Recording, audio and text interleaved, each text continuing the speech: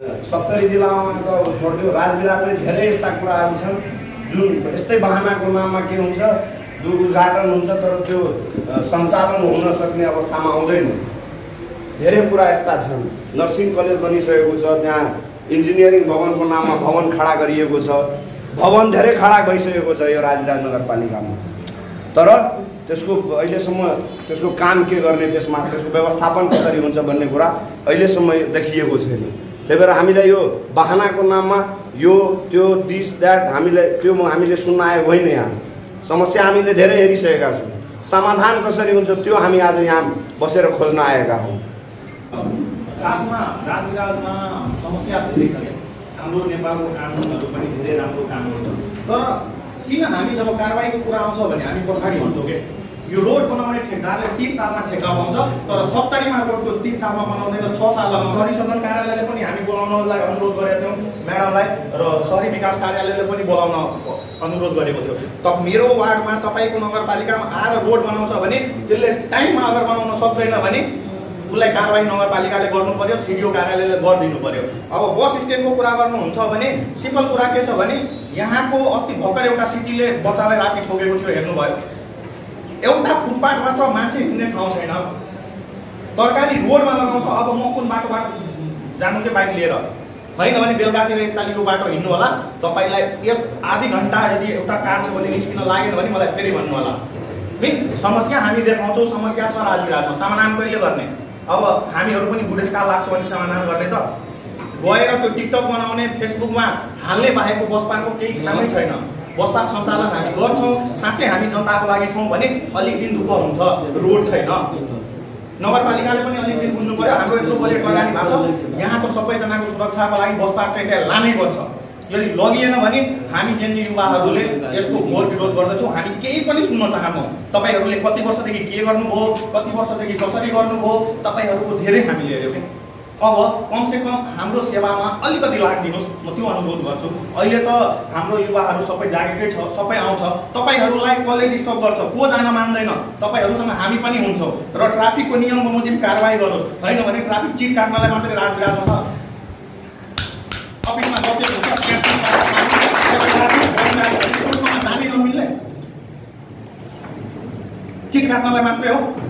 हामीलाई त सुविधा दिनु पर्यो, हामीलाई अनुभूति हुनु पर्यो नि। हो, मेरो लागि पनि स्थानीय सरकार छ, हाम्रो लागि पनि सरकारले सुनिदिन्छ, तर सुन्दै नसुन्ने तपाईँहरू जनप्रतिनिधि बनेर आउनुभयो, तपाईँहरूको आफ्नो अब रवैयै ठिक छैन। नगरपालिकाको नगरपालिकामा न एउटा पुस्तकालय छ, न एउटा शिक्षाको स्तर राम्रो छ, सरकारी स्कुलको के राम्रो छ राजविराटमा?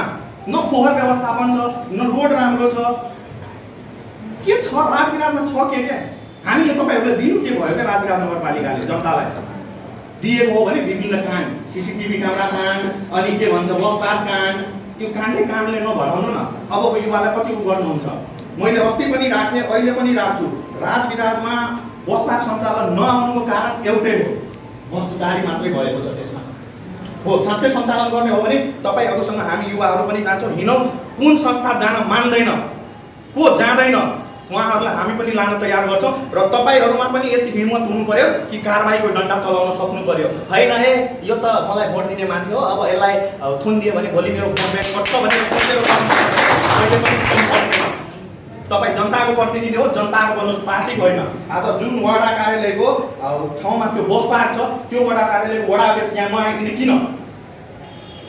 त्यो हाम्रो प्रतिनिधि हो कि पार्टीको कार्यक्रममा जाने प्रतिनिधि हो? तपाईँ त अहिले जनप्रतिनिधि हो नि। जनप्रतिनिधि भनेको जनताको सुन्ने कुरा हो नि। तर हाम्रो कुरा सुन्न नआउने, पार्टीको कार्यक्रममा कुदेर जाने त्यति फुर्सद छ उहाँलाई, तर जनताको दुःख बुझ्ने फुर्सद छैन। के हामीलाई बेकु बनाएको राजविराटमा राखेर जसलाई लाग्छ होइन म बलवान छु, म बस पार्कमा लादिनँ, बस गाडी लान सक्दिनँ भने एउटा कुरा के याद राख्नुहोस् भने गुलाब ग्यारेजसम्म गाडी जान सक्छ ठिक गराउनलाई, र गुलाब ग्यारेजदेखि त पिछे बाटो छ नि बस पार्कसम्म, त्यहाँ गाडी किन जाँदैन? घर दिन लगेर नाइट बस गुलाब ग्यारेजमा राख्न सकिन्छ भने बस पार्क किन लान सकिँदैन? यो तपाईँलाई के भन्छ, यताबाट हनुमान मन्दिरदेखि कञ्चनपुरसम्म जाने बाटोमा हनुमान मन्दिरदेखि त्यो कञ्चनपुर के भन्छ चनौरासम्म त बाटो बिग्रेको छ, तर पनि म्याजिकवालाहरू कसरी जान्छ कि रोड बिग्रेको छ भने? त्यो रोडमा यदि गाडी चल्न सक्ने छ भने तपाईँहरूले पनि अलिकति बुझिदिनु पर्यो। हामीले पनि त्यहाँबाट लाने बजारमा कुनै पनि गाडी 5 मिनेटभन्दा यात्रु चढाउन बाहेक रोक्न दिनै मिल्दैन। सबै गाडीहरू त्यही दिन त्यहाँ जानु पर्थ्यो, सबैसँग समन्वय गरेर उद्घाटन गर्नु पर्थ्यो। कसैसँग समन्वय नगरी एक्लै गएर उद्घाटन गर्नु र सबै गाडी लानु कुन हिसाबले जाने, कसरी सञ्चालन गर्ने बसमा त्यो ट्राफिकलाई राखेर ट्राफिक सरलाई राखेर फलानु रोडको गाडी फलानु साइडमा लाग्छ, यो पूर्व जाने गाडी फलानु रोडमा लाग्छ, सबै बस पार्कलाई व्यवस्थापन गर्नुपर्छ गाडी राख्ने, त्यो फलो भएन। अहिले पनि यहाँ बस्नुभएको छ, अहिले पनि भन्छ सबै गाडी जान्छ। मैले 2-4वटा साथीहरूलाई फोन गरेँ, जस्तै तपाईँलाई पश्चिमका घाट चल्ने उनीहरू साथीलाई फोन गरेँ, हिँड्नु न त्यहाँ 1 बजे मिटिङ छ, खोइ तपाईँ जानु, हामीलाई जानकारियै छैन। अब यहाँ आज यहाँ मिटिङ राख्नु भएको छ, यहाँ यता व्यवसायलाई अहिलेसम्म जानकारियै छैन, तिनीहरू कसरी जान्छ? यहाँ जानकारी सबैले गर्नुपर्छ, म्यापिङलाई गर्नु पर्थ्यो, जति विङ्गर छ बसलाई गर्नु पर्थ्यो, ट्रकलाई गर्नु पर्थ्यो, त्यो जानकारी किन भएन? त्यो त सबैलाई राखेर गर्ने काम हो नि, एउटा गाडी लगेर त हुँदैन, सबै व्यवसाय गाडी लाग्नु। यो तपाईँलाई काम गर्ने त्यो तरिकै अलि नमिलेर यो समस्याहरू उत्पन्न हुन्छ। जुन काम गर्नुहुन्छ त्यो तरिका मिलाएर काम गर्नु, सबै कुरा ठिक हुन्छ। किनभने यहाँ हामी पनि यहाँ भाडा तिरेर, किनभने हामी कोन्डर के राखेको छौँ, सबै ठाउँमा भाडा लाग्छ, हामी एउटा जान्छौँ, हामी पनि सधैँको लागि ढुक्क हुन्छौँ, हामी पनि कतिखेर जाउँ भन्ने कुरामा छौँ। तर त्यो एउटा म्यानेज व्यवस्थापन हुनु पर्यो, यसरी सञ्चालन हुन्छ, त्यो चाहिँ व्यवस्थापन नभएर यसमा गएको छ। नेपाल सरकारको कारणले उहाँहरूले ठेका लगाउनु भयो, उसको काम सुचारू गर्ने कसको जिम्मा हो? नगरपालिकाले के गर्न सक्छ? अधिकारै छैन नगरपालिकालाई। नत्र हामी एउटा मुद्दा हालेर त्यसलाई हामीसँग अहिले परिएको पैसा छ कि राजराज नगरपालिका वर्ल्ड ब्याङ्कको योजना चलिरहेछ नि, हामी भित्र काम गरिरहेछ नि पिच, त्यो काम हामी राजराजको यो रोड नबनाउने हुन्थ्यो। तर हाम्रो त्यो ठेका लागेर अल्झाएको छ, हामीलाई काम गर्न दिएको छैन। ठेका तोड्ने फेरि प्रोसेस हाम्रो हुँदैन यो, किनभने यहाँबाट ठेका छैन। समस्याहरू त बुझ्नु पर्छ नि, आजको युवालाई यो समस्या बुझिदिनु पर्छ, त्यसको पनि विकल्प छ।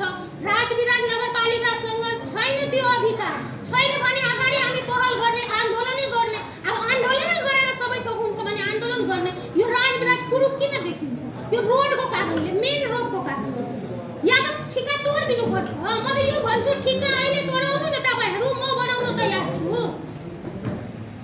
तपाईँले के गर्नु अस्था उठाउनु भएको छ, बुझ्नु भएन? कि मालपोतमा चाहिँ त्यो भित्रै लेखापढी बसेको विषय उठाउनु भएको छ, त्यो विषयमा पनि एकपल्ट बसौँला। अहिले चाहिँ यो विषयमा केन्द्रित तपाईँहरू साथीहरू हुनु, साथीहरूको सैद्धान्तिक कुरा हुन्छ, कसरी र कार्यविधि के बनाउँदा हुन्छ। भूगोल तपाईँहरू सबैलाई थाहा छ, तपाईँ जेनजी वा एजेन्ट नै अलिकति भइहाल्यो भने तपाईँलाई यहाँको भूगोल थाहा छ, साथीहरूले लेख्नुहुन्छ, त्यसमा म लेखेर पनि सहयोग गर्न तयार छु।